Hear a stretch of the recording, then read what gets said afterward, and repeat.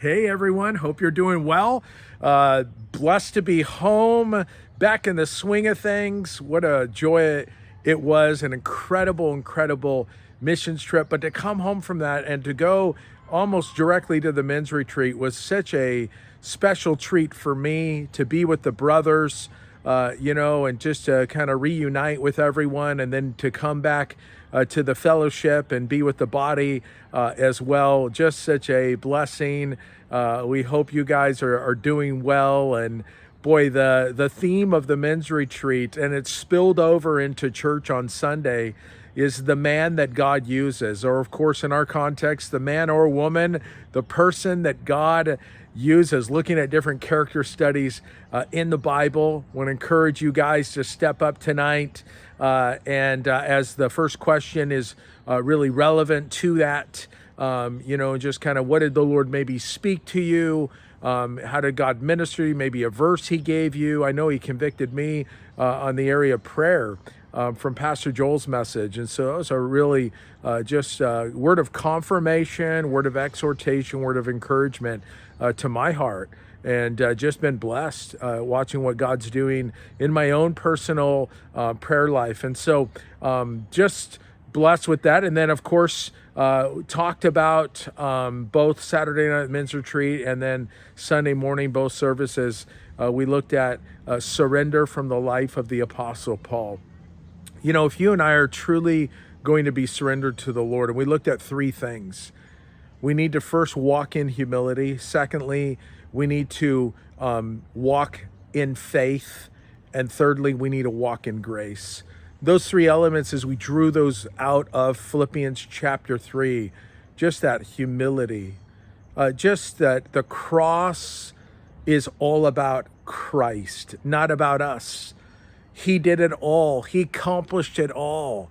The gospel and just, being able to share that and go through that together. And just a reminder of that our salvation has got literally nothing to do. We know it's got nothing to do with us in the sense that we can't forgive ourselves, but even as we go on in what we call sanctification, nothing to do with us.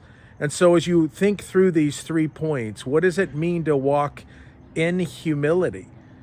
So important. A lot of times when we think of humility, we're thinking about humility between one another, which is important.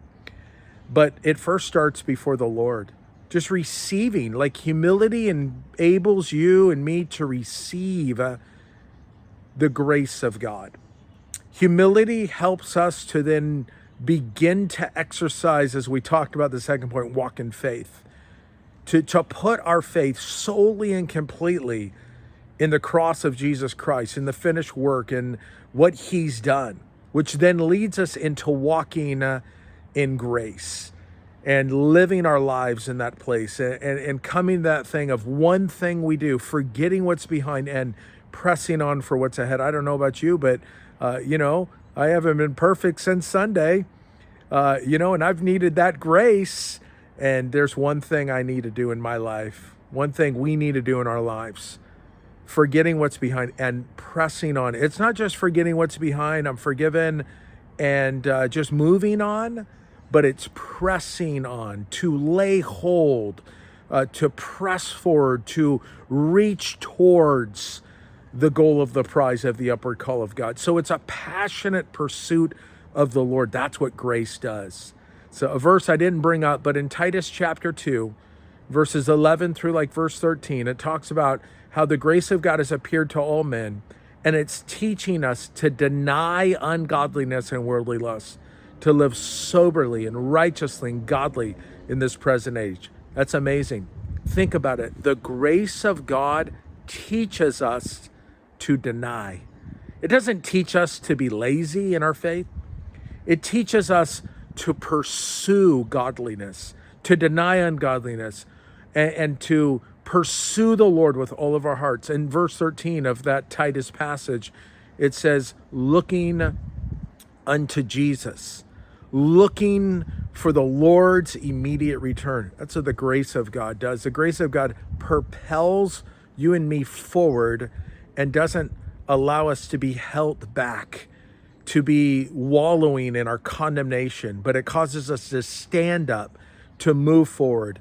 And so as we walk in humility before the Lord and receive his grace, and we exercise our faith, we believe in his grace, we trust in him, we look to him, we boast in him, then we're able to go forward in that grace and walk in its power. Remember, it's the power, verse 10 of Philippians 3, to know him and the power of his resurrection.